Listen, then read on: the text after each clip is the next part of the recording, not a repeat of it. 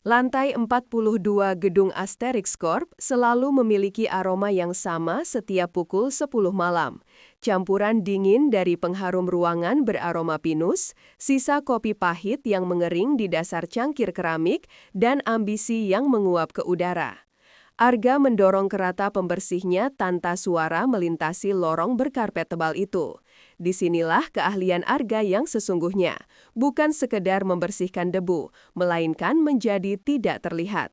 Saat tangannya terulur untuk menjangkau ujung meja, lengan baju seragamnya sedikit tersingkap. Sebuah gelang logam tua yang kusam melorot ke pergelangan tangannya. "Jaga ini baik-baik, Le," suara Bu Sulastri terngiang. Arga tersenyum kecut. Gelang ini hanyalah beban sejarah yang tak ia minta. Lamunannya pecah oleh suara pintu kaca yang terbuka kasar. Bagas, manajer investasi, masuk sambil marah-marah di telepon, melempar sampah sembarangan. Arga hanya diam, membersihkan kekacauan itu. Di pantulan kaca, ia melihat sosok pemuda kurus dengan gelang tua, tidak menyadari takdir sedang bergerak perlahan. Lantai 35 Gedung Teknova. Arga menemukan sebuah map merah bertuliskan sangat rahasia di lantai. Saat ia hendak meletakkannya kembali, Adrian Kusumawardana, sang CEO, masuk. "Maaf Pak, saya menemukan ini terjatuh," kata Arga menunduk.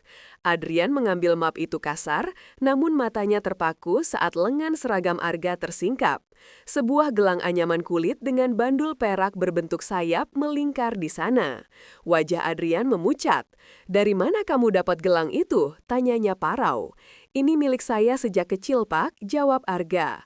Adrian mundur selangkah, menatap Arga bukan sebagai bawahan, melainkan seseorang yang menemukan kepingan jiwa yang hilang. Seminggu terakhir, Arga merasa diawasi. Adrian sering memanggilnya untuk hal sepele. Pak Seno, manajer operasional, menegurnya. "Jangan pikir karena Pak Adrian sering memanggilmu, kau jadi spesial," desis Seno. Tiba-tiba, Adrian keluar dari ruangannya.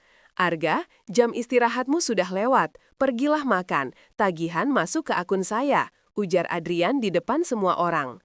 Arga mematung, merasakan tatapan iri dan curiga dari sekelilingnya. Ia tahu badai baru saja dimulai. Ruang rapat eksekutif terasa dingin. Kevin, manajer proyek, memegang sebuah flash disk. "Bukti forensik digital tidak bisa berbohong. Flash disk ini berisi algoritma terbaru kita, ditemukan di troli kebersihanmu." Arga tercekat. "Saya tidak pernah melihat benda itu, Pak."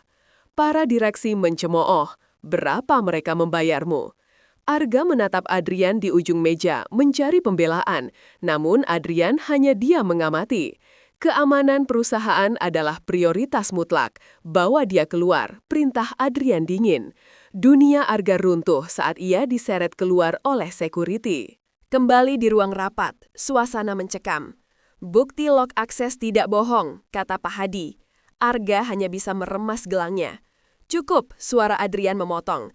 Ia bangkit, mendekati Arga, dan dengan lembut mengangkat tangan pemuda itu. "Kalian melihat seragam kotor, saya melihat putra saya." Adrian menunjukkan gelang itu. "Hanya ada satu di dunia ini, dibuat oleh mendiang istri saya. Arga tidak mencuri. Bagaimana mungkin dia mencuri warisannya sendiri?" Ruangan meledak dalam kegempaan. Arga menatap Adrian, merasa hancur sekaligus utuh kembali. "Wakil Direktur Strategi, tanda tangani ini," ujar Adrian. Arga menolak. "Jika saya terima sekarang, saya hanya dianggap anak emas. Biarkan saya mulai dari manajemen trainee. Biarkan saya bersaing." Adrian tersenyum bangga. 5 tahun kemudian, Arga berjalan dengan jas abu-abu. Ia melihat cleaning service baru menumpahkan kopi. Arga berjongkok, membantu membersihkan.